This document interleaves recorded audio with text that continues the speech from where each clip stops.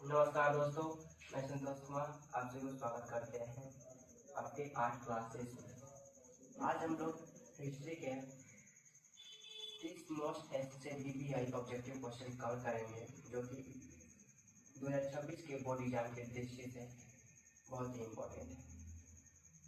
तो चलिए हम लोग देखते हैं वो कौन कौन से क्वेश्चन जो कि बहुत ही ज़्यादा प्रत्येक बार जो है पूछे हुए हैं क्वेश्चन है। देखिए, पहला प्रश्न है कि सिंधु सभ्यता में विशाल स्नानागार कहाँ से मिला है।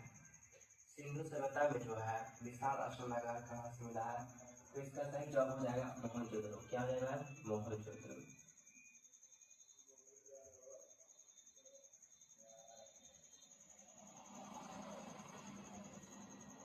क्या हो जाएगा?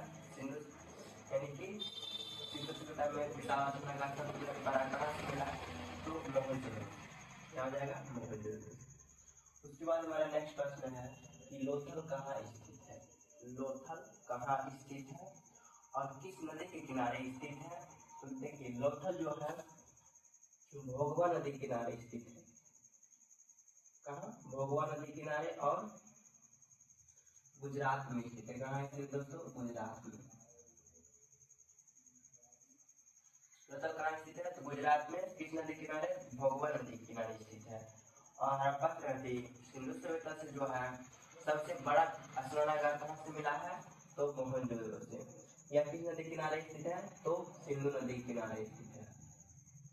किस नदी किनारे? सिंधु नदी किनारे स्थित है। उसके बाद हमारा फिर प्रश्न है अगला कि हड़प्पा सभ्यता का सबसे बड़ा शहर कौन है। हड़प्पा सभ्यता का सबसे बड़ा शहर कौन है, तो हड़प्पा सभ्यता का सबसे बड़ा शहर हो जाएगा मोहनजोदड़ो। क्या हो जाएगा? हड़प्पा सभ्यता का सबसे बड़ा शहर मोहनजोदड़ो। यह क्वेश्चन बहुत ही ज्यादा पूछे गए दोस्तों कि हड़प्पा सभ्यता का सबसे बड़ा शहर कौन है, तो मोहनजोदड़ो है। उसके बाद फिर है अगला प्रश्न कि हड़प्पा किस नदी के किनारे स्थित है। हड़प्पा किस नदी के किनारे स्थित है। जैसे कि हम जानते हैं कि मोहनजोदड़ो जो है सिंधु नदी के किनारे स्थित है और लोथल जो है भोगवा नदी के किनारे स्थित है। उसी तरह से जो हड़प्पा जो है रावी नदी के किनारे स्थित है। किस नदी के किनारे स्थित है, तो रावी नदी के किनारे स्थित है। उसके बाद जो है अगला प्रश्न है मोहनजोदड़ो का शाब्दिक मतलब होता है। मोहनजोदड़ो का अर्थ क्या होता है, पूछ रहा है। मोहनजोदड़ो का शाब्दिक मतलब क्या होता है, तो इसका जो होता है कंकालों का ढेर। क्या होता है दोस्तों? कंकालों का ढेर या मृतकों का टीला। कंकालों का ढेर है या मृतकों का टीला है, तो ऑप्शन यही मारना है। उसके बाद हमारा अगला प्रश्न है हड़प्पा का उत्खनन किसने किया था। हड़प्पा सभ्यता का जो है उत्खनन किसने किया था, तो हड़प्पा सभ्यता का उत्खनन जो है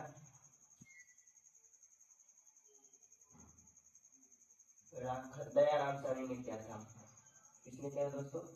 दयाराम साहनी ने किया था। कब किया था पूछते, तो 1921 ईस्वी में। कब दोस्तों? 1921 ईस्वी में किया था। हड़प्पा सभ्यता की खुदाई दयाराम साहनी ने 1921 ईस्वी में किया था। वही मोहनजोदड़ो की बात करें तो राखाल दास बनर्जी ने किया था। किसने किया दोस्तों? राखाल दास बनर्जी ने किया था। कब? 1922 ईस्वी में। 1922 ईस्वी में हड़प्पा में मोहनजोदड़ो की खुदाई की थी राखाल दास बनर्जी। उसके बाद हमारा अगला प्रश्न 8 नंबर का कि सिंधु घाटी के निवासियों को किस धातु का ज्ञान नहीं था। सिंधु घाटी के निवासियों को जो वहाँ के लोगों को जो है किस धातु का ज्ञान नहीं था, तो लोहा धातु का ज्ञान नहीं था। लोहा धातु। किस धातु का दोस्तों? लोहा का ज्ञान नहीं था। उसके बाद हमारा अगला प्रश्न है कि हड़प्पा सभ्यता का विशाल स्नानागार किस शहर में मिला है। हड़प्पा सभ्यता का विशाल स्नानागार जो है किस शहर में मिला है, तो मोहनजोदड़ो में। कहा दोस्तों? मोहनजोदड़ो में मिला है। मोहनजोदड़ो में मिला है। उसके बाद हमारा अगला प्रश्न है भारतीय पुरातत्व का पिता किसे कहा जाता है। भारतीय पुरातत्व का पिता किसे कहा जाता है, तो जेम्स कनिंघम को। किसको? जेम्स कनिंघम को।